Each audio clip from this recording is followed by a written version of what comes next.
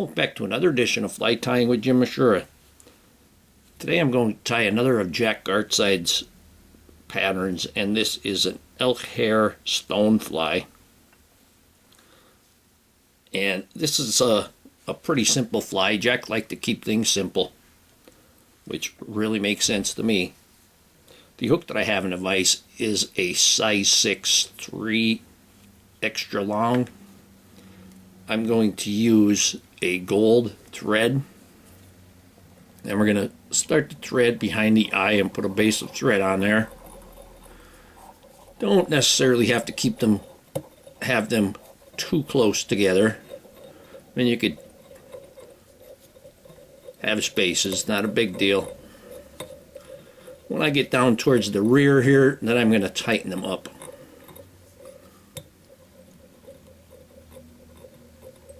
And we're going to stop just about at the barb, almost at the barb.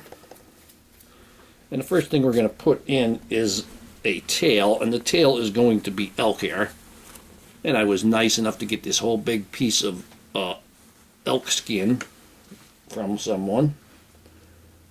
So I'm going to go ahead and grab just a little bit of that for the tail. And of course we're going to take the hair out of it. You could even use your comb.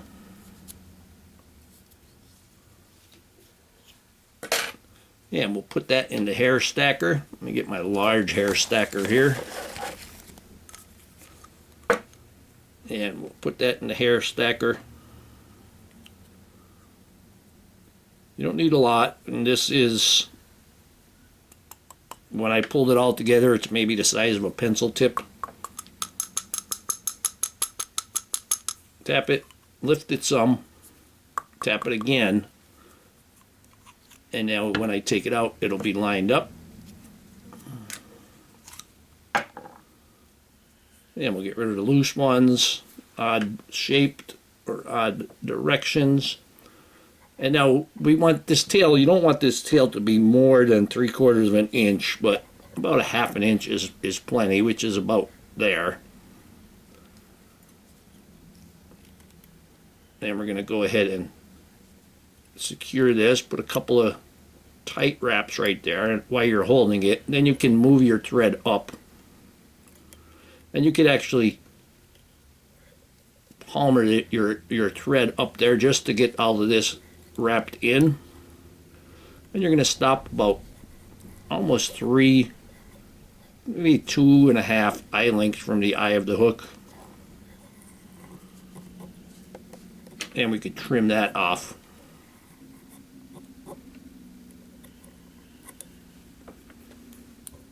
And we got one down the bottom.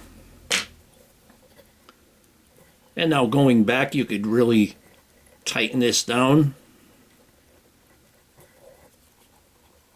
And leaving that tag in the length that I did, it's going to be serve a couple purposes. It adds extra flotation because the elk hair is hollow, and also you're going to keep a nice level body. And we'll bring that back. There we have our tail. Now for the body hackle, I'm going to use a furnace hackle. And it's a good idea to use the furnace hackle because when you wrap it, when you palmer this through, it's going to make segments. And I have the crew cut on there, and I'm going to leave just a little bit of a couple of barbels of the crew cut exposed. And we can quickly wrap that in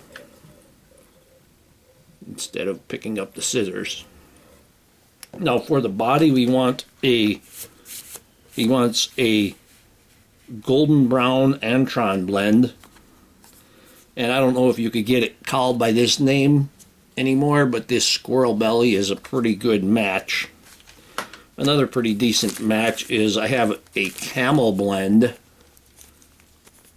and this is pretty close to a squirrel belly color also.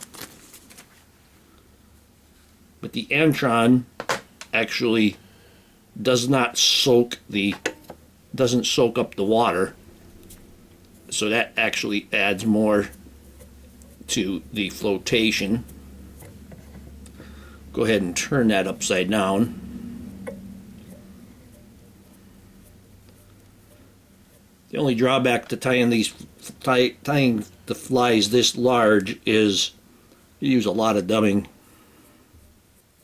I don't know if you could, I don't know if you could buy this particular stuff anymore. My thread broke. But I still have my noodle here. So what I'm going to do is I'm going to go ahead and wrap this. I can go ahead and put my hackle pliers on my thread right here.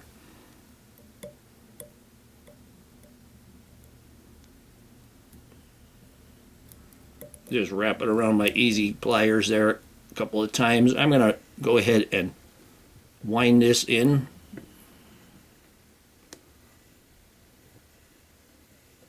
You break a thread, you don't have to yell and scream and throw things.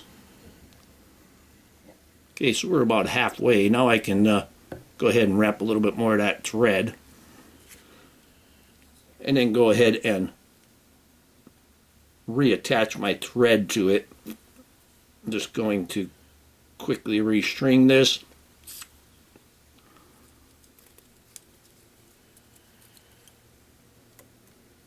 And I can. This is 6/0 thread, so I must have a nick in my. I must have a nick in my ceramic bobbin. I don't know what the big deal is with these ceramic bobbins. They weren't as good as they were made out to be. I could say that. I'd just as soon use my homemade one. Now we're going to go ahead and add a little more to dubbing. Turn that sideways at least so I can get my fingers in there. Get a little bit of moisture on my fingers. It helps especially with the Antron dubbing that you don't have really dried out fingers. And we'll go ahead and wrap this. And I need a little bit more.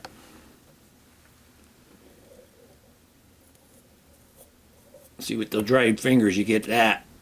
You get, if you have a little moisture in your fingers, you could tighten that right in there. You get a nicer, tighter noodle there. Then we're going to stop there. We're going to wind our hackle. Since I have a couple barbels of the crew cut exposed, I'm going to go one whole turn around, and then we're going to palmer this forward, meaning open spaces, and bring that right up to the thread. Then we can tie that in. You can see how the segments are now with that furnace hackle.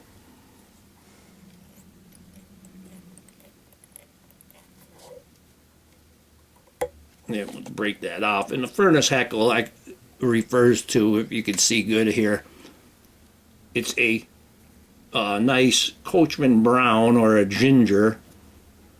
Turn that over. With a black center. And that black center is the webby stuff. But it really makes a nice segmented look to that body.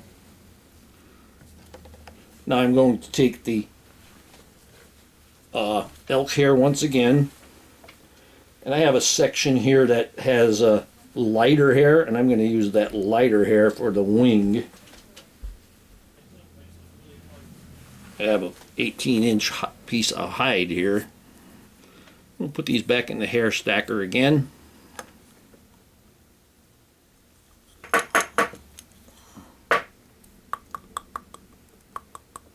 Lift it up so that they're sticking out. There's actually a little bit of a curve to these. So I'm going to try and keep that curve in the same direction.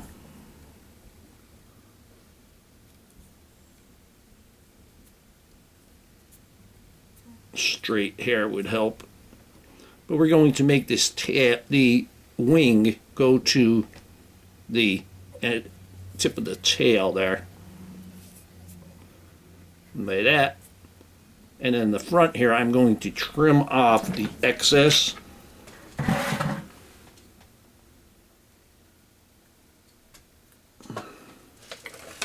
And I cut it at a slight angle.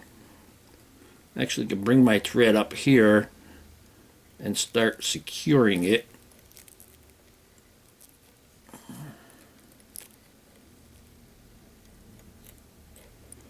This is why you want that 6/0 thread, so that you can you could put some pressure on there. You can see it's all huge.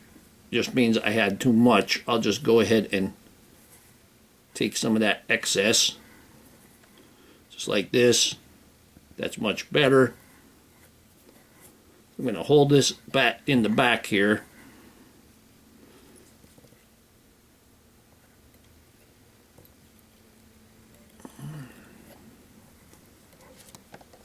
Then I can trim that extra off.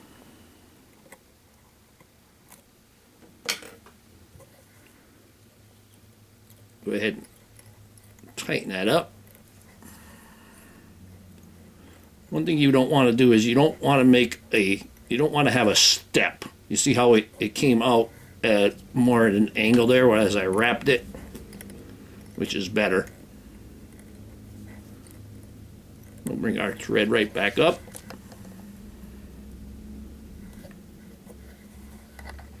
Sometimes if you do this and kind of bend it, it'll lay down. Now we're going to take a little bit more of the golden brown Antron. And now, since we have a pretty heavy head there right now, we're going to use a lot less of the dubbing.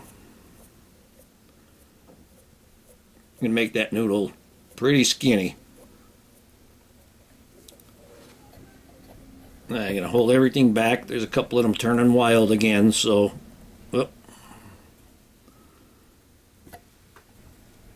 now before I put the dubbing on, I'm going to use that last bit of that feather, of my furnace feather. Give that the crew cut.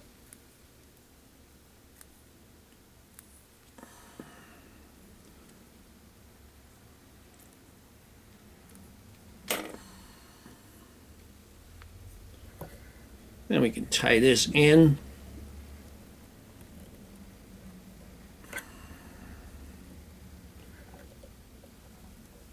And then we're going to put the dubbing on. I put the dubbing on. I almost forgot the hackle. But I've got the dubbing on there, and I'm going to wrap that.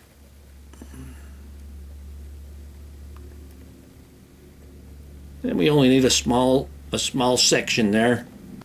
We're going to get one whole turn right there. One.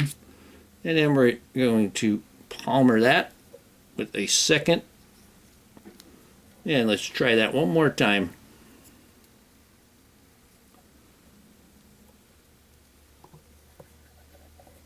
Yeah, and it wants to come off again. One. I'm going to go ahead and rotate my vise. There we go. Now I'm going to catch that, and my hackle plier came out. Good thing I caught it. And we can secure that. I'm going to pull that towards the back. And we'll form the head and secure that hackle.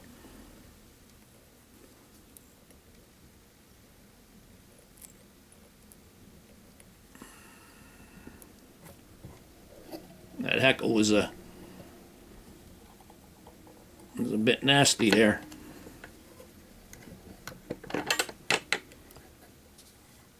Gonna hold everything back. Got a few hairs sticking out the front there, or a few hackles. There we go. And then we're gonna tie off the head with our lip finish.